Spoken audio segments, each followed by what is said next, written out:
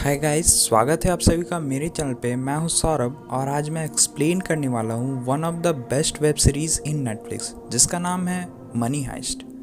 और गाइस, अब से लेगेसी सीरीज़ के साथ मनी हाइस्ट सीरीज़ भी मैं एक्सप्लेन करूंगा। सो गाइस, अगर आप मेरे चैनल पर नए हो तो चैनल को सब्सक्राइब कर लेना और बेल आइकन पर क्लिक कर देना। तो अब शुरू करते हैं।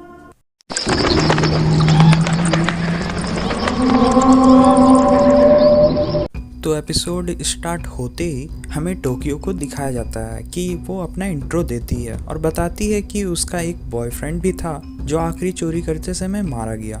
टोक्यो और उसका बॉयफ्रेंड 15 चोरी एक साथ किए थे, मगर जब किसी सिक्योरिटी गार्ड को गोली लगा तो टोक्यो को चोर से मर्डरर बनना पड़ा। ये सभी बोलते हुए टोक्यो अपना सामान पैक कर रही थी। तभी वो बताती है कि 11 दिनों से पुलिस से बचने के लिए वो छुपी हुई थी, क्योंकि उसकी तस्वीर स्पेन के हर पुलिस स्टेशन में लग चुकी है।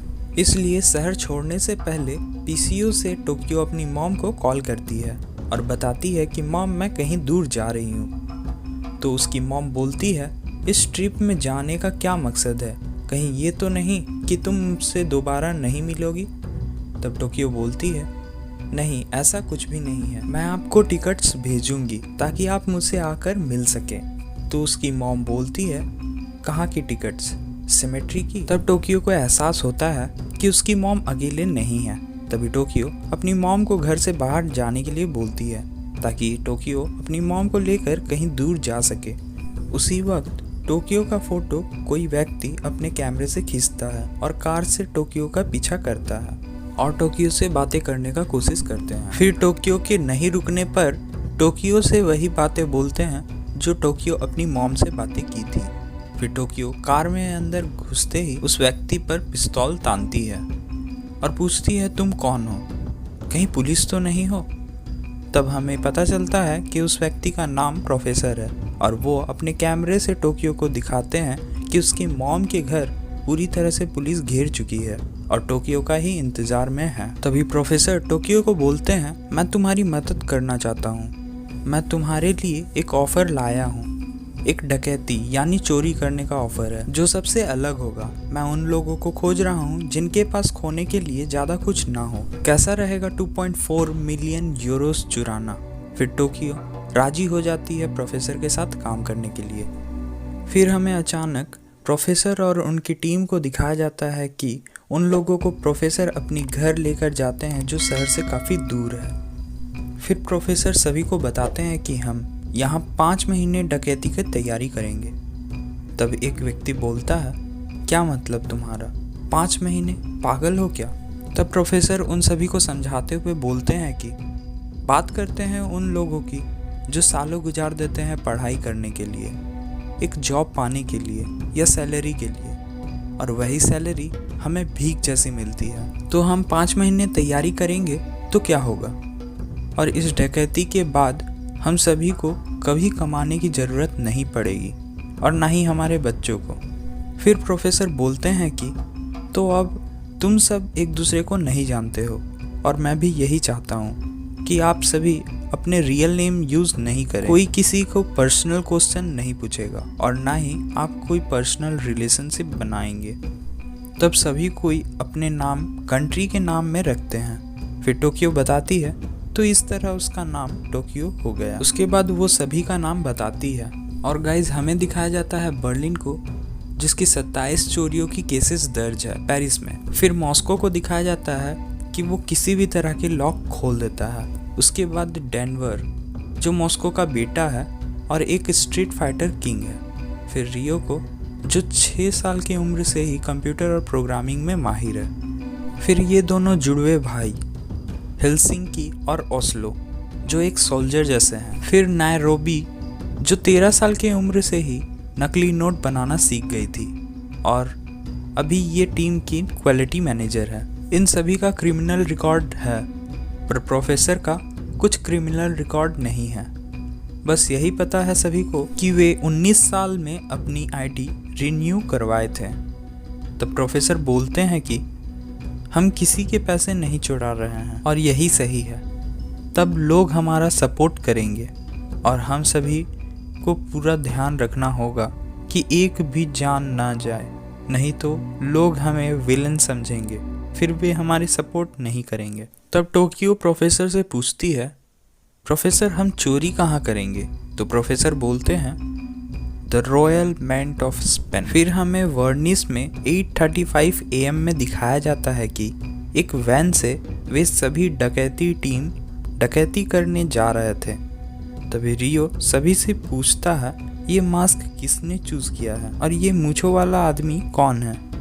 तो मॉस्को बोलता है, यह एक स्पेनिश पेंटर है। फिर वे रास्ता में कहीं रुकते हैं जहाँ से रॉयल मेंट में जाने वाली ट्रक पूरी 3 टन एक्सप्लोसिव से भरी हुई थी, जो सप्ताह में एक बार न्यू पेपर रोल लेकर जाती है मनी नोट्स प्रिंट होने के लिए। तो उसी ट्रक को रोकने के लिए मॉस्को रोड ब्लॉक कर देता है और रियो टेलीफोन कम्युनिकेशन सभी पुलिस का रोक देता है जो ट्रक के हिफाजत करते हैं। और जब वे सभी रुकते हैं तो पूरी डकैती टीम उन सभी को बंदी बनाते हैं। फिर बर्लिन सभी पुलिस वालों को बोलता है, मेरी बंदूक के निशाने में हो तुम सब, तो रॉयल मेंट में पहुंचते ही तुम सभी सिक्योरिटी को यकीन दिलाओगे कि सब यहाँ सही चल रहा है। तब बर्लिन टोक्यो को बोलता है, उस लड़की से नज़र मत हटाना। तब टोक्यो बोलती है, वो सिर्फ 17 साल की है, मैं हैंडल कर लूँगी। फिर हमें स्कूल बस में दिखाया जाता है उसी लड़की को जिसका नाम मिस पार्कर है, जिसके बारे में बर्लिन और टोक्यो बातें कर रहे थे। तभी मिस पार्कर के पास एक लड़का आता है और उससे फ्रेंडशिप करता है।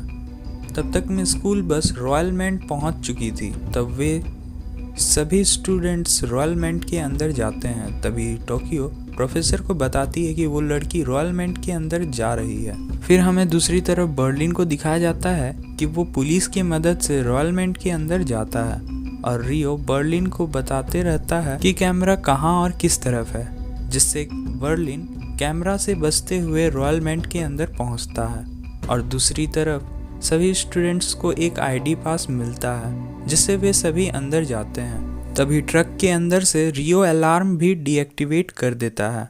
तब टोक्यो और नायरोबी रॉयल मेंट के मेन एंट्रेंस से हथियार के साथ एंटर करते हैं। दूसरी तरफ वर्कर पेपर रोल्स को लेकर क्रेन से रॉयल मेंट के अंदर बैंक में लेकर जाते हैं और इधर बैंक मैनेजर आर्थर और एम्प्लॉयर मोनिका दोनों पर्सनल इश्यूज में बातें कर रहे थे।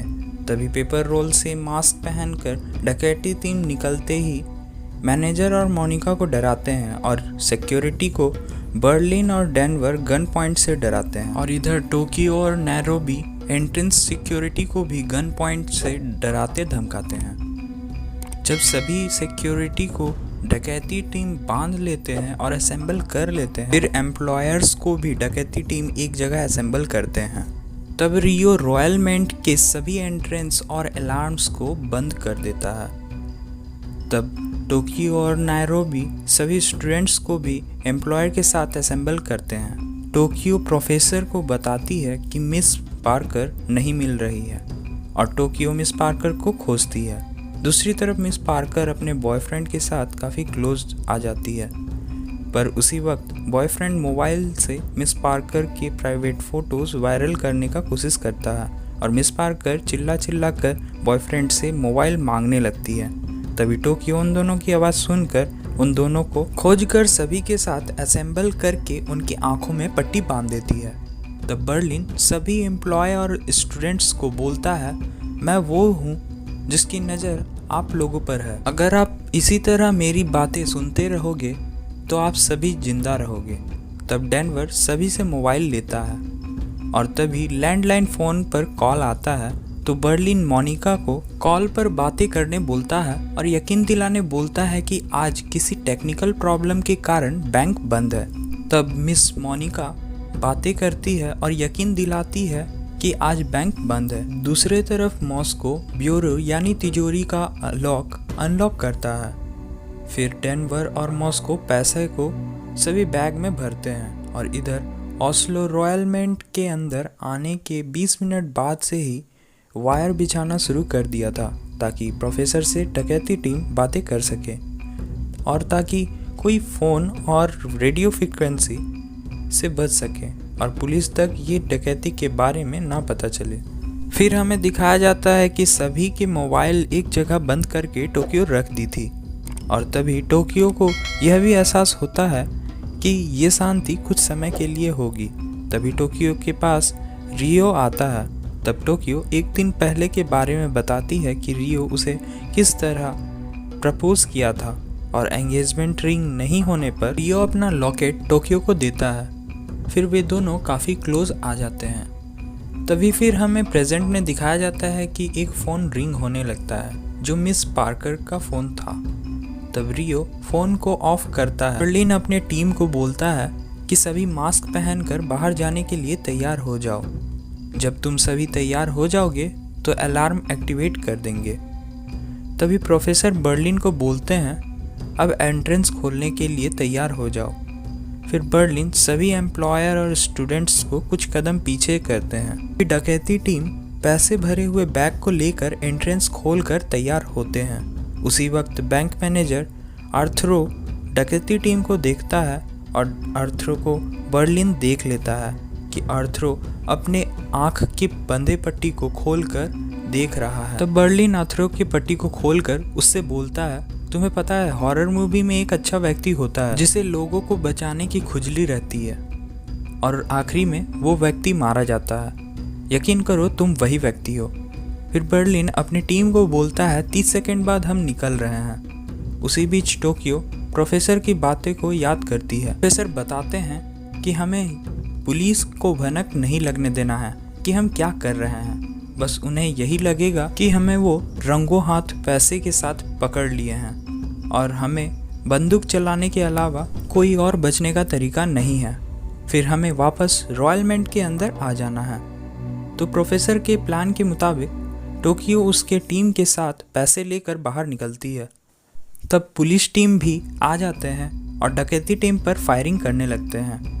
तो रियो को गोली लगने के कारण वो घायल हो जाता है। फिर दोनों तरफ से फायरिंग होने लगता है और पुलिस भी घायल हो जाते हैं।